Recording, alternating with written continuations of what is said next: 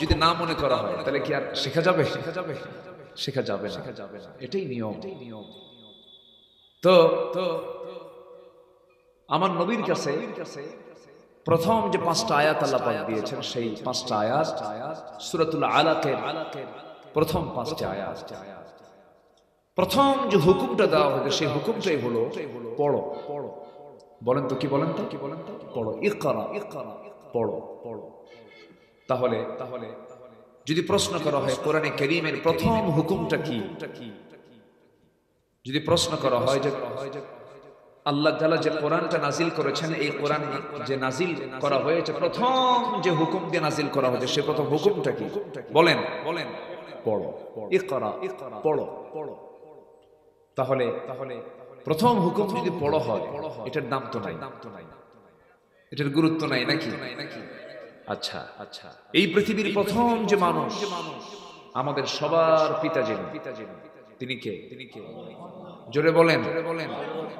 আচ্ছা, উনি এখন যারা খ্রিস্টান তাদেরও পিতা, যারা ইহুদি তাদেরও পিতা, যারা নাসারা তাদেরও পিতা, যারা বুদ্ধিস্ট তাদেরও পিতা, যারা হিন্দু তাদেরও পিতা।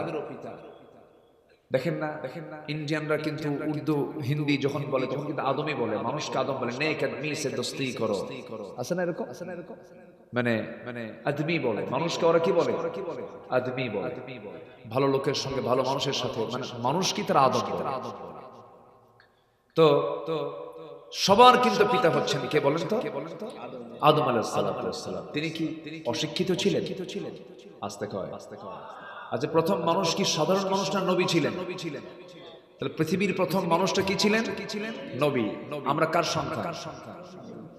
আবার আদম কয়। বলেন, আবার বলেন, আমরা কার সন্তান বলেন? তাহলে আমরা কিন্তু নবীর সন্তান। চিন্তা করি, আমাদের বাপ নবী ছিলেন। আমাদের বাপ কি ছিলেন? তাহলে পীরের ছেলে যদি পীরজাদা হয়, নবীর ছেলে কি হবে? নবীজাদা। নবীর ছেলে নবীজাদা। তাহলে আমরা সব নবীজাদা। আস্তে আমরা সব কি জাদা? দাম কি কম? কম না তো, অনেক দাম। আমি তো মনে করি যারা পীরের ছেলে পীরজাদা লেখে, এটার চাইতে আমাদের সম্মান তো কোনো অংশ কম না। আমরা নবীর সন্তান, এটা বিশাল ব্যাপার। সেই আমাদের আব্বা, আমাদের বাপ, আমাদের সবার তিনি এত জ্ঞানী ছিলেন, তার মতো জ্ঞানী মানুষ পৃথিবী তার দ্বিতীয়টা আসবে। জোরে বলি সুবহানাল্লাহ। আল্লাহ রাব্বুল আলামিন বলেন, وعلم آدم الأسماء كلها। আল্লাহ রাব্বুল আলামিন আদম আলাইহিস সালাতু ওয়াস সালামকে পৃথিবীর যত কিছু আছে সব কিছুর নাম একটা একটা করে পরিচয় সহ নামগুলো শিখায় দিয়েছিলেন। পৃথিবীতে কোনো জ্ঞানী বাহাদুর আছে এরকম? সবকিছুর নাম জানে? আমের যত জাত আছে, আমের জাতি তো বলতে পারবে।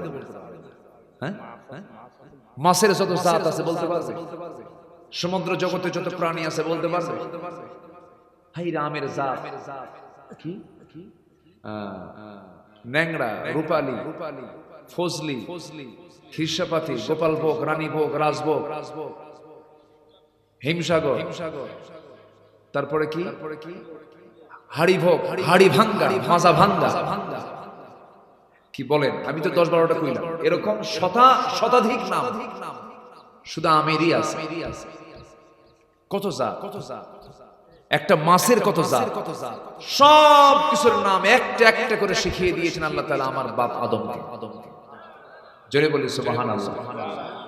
মানুষ নাকি, এখনকার মানুষ নাকি খুব জ্ঞানী, হ্যাঁ বলে না? আধুনিক দুনিয়া খুব জ্ঞানী মানুষ। কে কইছে? Old is gold, old is gold. পুরাতনটাই স্বর্ণ, আগেরটাই হলো স্বর্ণ, আগেরটাই হচ্ছে স্বর্ণালী। আগের মতো কখনো পরেরটা হয় না। আগে যেটা সেটাই ভালো থাকে। আলহামদুলিল্লাহ বলে, জোরে বলি আলহামদুলিল্লাহ। আদম আলাইহিস সালাম প্রচন্ড মেধাবী লোক ছিলেন।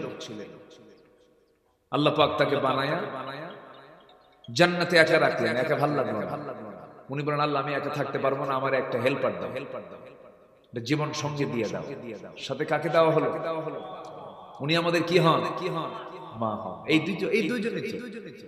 এই দুজন থেকেই আল্লাহ পাক গোটা পৃথিবীতে মানুষ ছড়িয়ে দিলেন। এই দুইজন থাকলেন জান্নাতের ভিতরে। জান্নাতের মধ্যে থাকার সঙ্গে সঙ্গে আল্লাহ রাব্বুল আলামিন একটা নির্দেশনা দিয়ে দিলেন, ফালা তাকরাবা হাদিহিশ শাজারা, ওই নিষিদ্ধ গাছের দিকে যাবা না, ওই এরিয়াতে যাবা না। কিন্তু ইবলিস এমন দুষ্টামি শুরু করে দিল, ইবলিস করলো কি সরাসরি জান্নাতের মধ্যে ঢুকে ফাওয়াসওয়াসা লাহুমা, দুজনকে ওয়াসওয়াসা দিয়ে তাদের দুজনকে ওই নিষিদ্ধ এরিয়াতে ঢুকায়া দিল।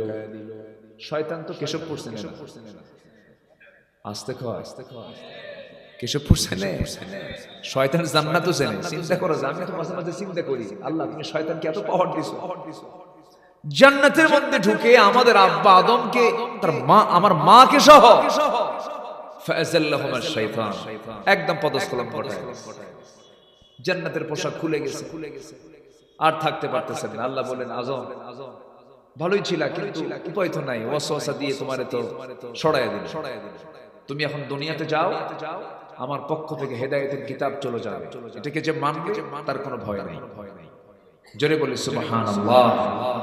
ওই যে আসলেন তারা দুইজন। তাহলে এই পৃথিবীর প্রথম বাসিন্দা কয়জন? বলেন কয়জন বাসিন্দা? দুজন বাসিন্দা। প্রথম দোয়া তারা করেছেন, একটা দোয়া করেছেন, ওরে মাশাআল্লাহ। আর কেউ আসে না, মানুষ ওইদিকে চায় থাকে। প্রথম বাসিন্দা দুজন পৃথিবীতে এসে একটা দোয়া করেছিল, সে দোয়াটা আমরা সবাই পারি। এটা দিলটা খুলে আমার সঙ্গে সবাই আওয়াজ দিয়ে দিয়ে বলবেন, যে আমাদের সবার নিজেদের দোয়া।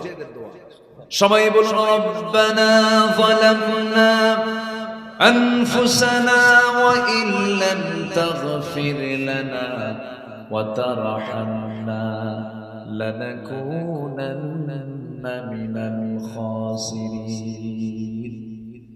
দুজন দুনিয়াতে পড়ে এই দোয়াটা করলেন, আল্লাহ নফসের উপরে জুলুম করেছি, মাফ করে দাও। তুমি যদি না মাফ করো ক্ষতিগ্রস্ত হয়ে যাব। আল্লাহ শয়তান তো ওয়াসওয়াসা দিয়েছিল, শয়তান যদি আমার বাপকে মা দুজনকে যদি ওয়াসওয়াসা দেয়, শয়তান মনে হয় আমাদের ওয়াসওয়াসা দেওয়ার জন্য নাই।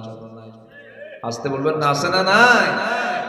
লেগে আছে, এখানেও নাই, এখানে আছে না নাই? এখানেও আছে। ও খুব সিরিয়াস জিনিস।